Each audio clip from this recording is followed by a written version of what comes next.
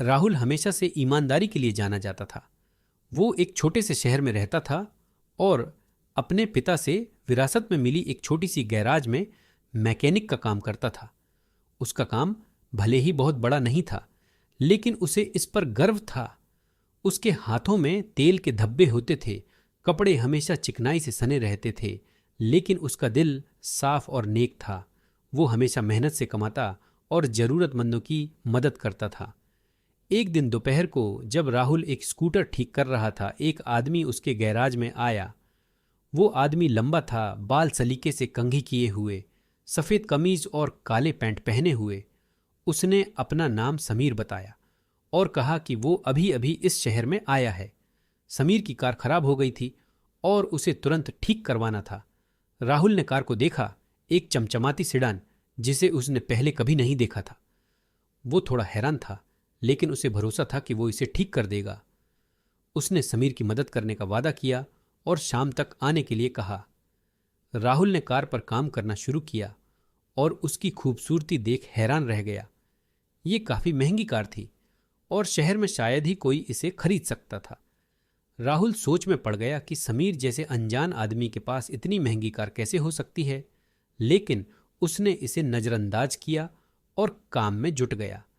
शाम तक कार बिल्कुल ठीक हो गई थी। जब समीर वापस आया तो वो बहुत खुश हुआ। उसने राहुल को बहुत सारा पैसा दिया, आमतौर पर जितना मिलता था उससे कहीं ज्यादा। बचे हुए पैसे रख लो, समीर ने मुस्कुराते हुए कहा। तुमने बहुत अच्छा काम किया है।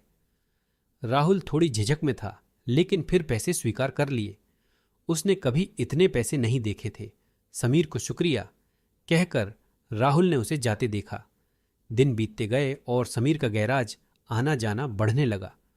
वो अक्सर अपनी कार छोटे मोटे कामों के लिए लाता और हर बार राहुल को अच्छी खासी रकम देता। धीरे धीरे दोनों की दोस्ती होने लगी। समीर अपनी व्यापारिक यात्राओं, अपने धनी जीवन शैली के किस्से सुनाता। एक दिन उसने राहुल को अपने आलीशान घर में बुलाया। राहुल समीर के घर को देखकर हैरान रह गया। संगमरमर के फर्श, महंगे फर्नीचर और झूमर, ये सब राहुल की दुनिया से बिल्कुल अलग था। लेकिन इतनी शान शौकत के बावजूद समीर अकेला सा लगता था। राहुल ने देखा कि घर में कोई पारिवारिक तस्वीरें नहीं थीं और ऐसा कुछ भी नहीं था जो किसी और के वहां रहने का इशारा करता हो। क्या तुम्हारा कोई परिवार नहीं है? राहुल ने सावधानी से पूछा। समीर का चेहरा थोड़ी देर के लिए गंभीर हो गया, लेकिन फिर उसने मुस्कुरा दिया। मुझे अकेलापन पसंद है।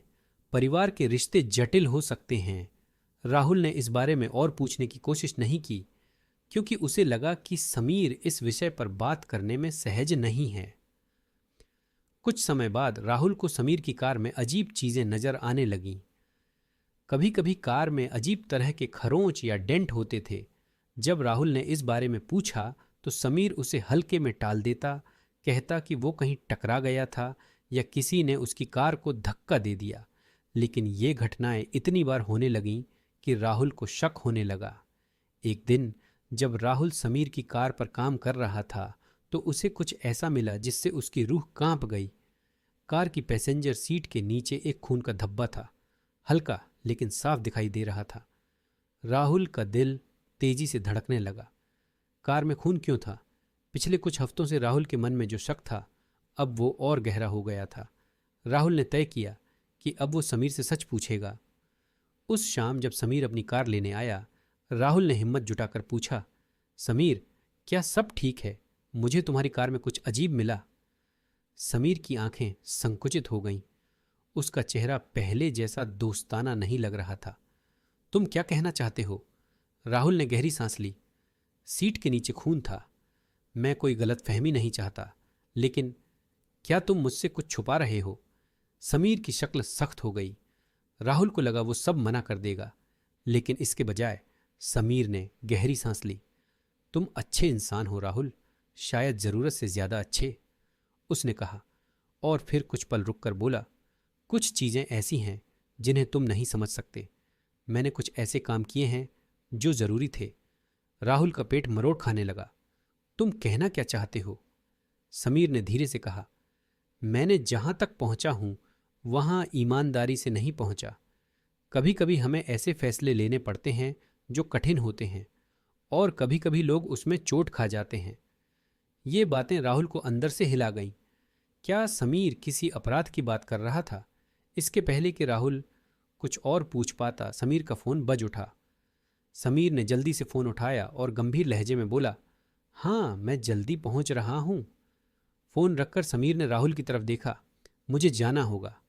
जो मैंने कहा उसे भूल जाओ, ये तुम्हारे लिए बेहतर होगा। राहुल वहीं खड़ा रह गया जबकि समीर बाहर चला गया। उसके दिमाग में कई सवाल दौड़ने लगे। क्या वो समीर पर भरोसा कर सकता था, या वो किसी खतरनाक इंसान के साथ दोस्ती कर बैठा था?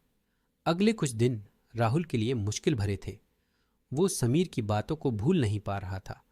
उसने तय किया कि वो खुद कुछ जानकारी जुटाएगा। उसने शहर के लोगों से समीर के बारे में पूछा, लेकिन कोई भी उसके बारे में ज्यादा नहीं जानता था। ऐसा लग रहा था जैसे समीर कहीं से अचानक प्रकट हो गया हो। फिर एक शाम राहुल की सबसे बुरी आशंका सच साबित हो गई। टीवी पर खबर आई कि एक स्थानीय महिला लापता हो गई है। आखिरी बार उसे उस सड़क के पास देखा गया था जहां कुछ दिनों पहले समीर की कार पंचर हो गई थी। अब कार में मिले खून का मतलब साफ था। राहुल का दिल जोर जोर से धड़कने लगा। उसे कुछ करना था। वो समीर को ऐसे नहीं छोड़ सकता था, लेकिन वो उलझन में था। समीर ने उसके साथ अच्छा व्यवहार किया था, उसे दोस्त समझा था। क्या वो उस भरोसे को तोड़ सकता था? आखिरकार राहुल ने फैसला कर लिया। वो पुलिस के पास गया और समीर की कार, खून और अजीब बातचीत के बारे में सब कुछ बता दिया। पुलिस ने उसकी बात को गंभीरता से लिया और जांच शुरू कर दी। कुछ दिनों बाद समीर को गिरफ्तार कर लिया गया।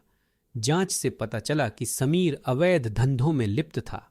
तस्करी, धोखाधड़ी और महिला की गुमशुदगी में भी उसका हाथ था। कार में मिला खून कई अपराधों से जुड़ा हुआ था। राहुल हिल गया था।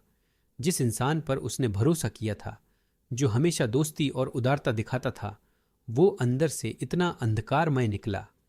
कभी कभी वो लोग जो सबसे ज्यादा भरोसेमंद दिखते हैं, उनके अंदर सबसे गहरे राज छिपे होते हैं। राहुल की यात्रा हमें सिखाती है कि हमें अपनी अंतः प्रज्ञा पर भरोसा करना चाहिए और सही के लिए खड़ा होना चाहिए, चाहे वो कितना भी मुश्किल क्यों ना हो।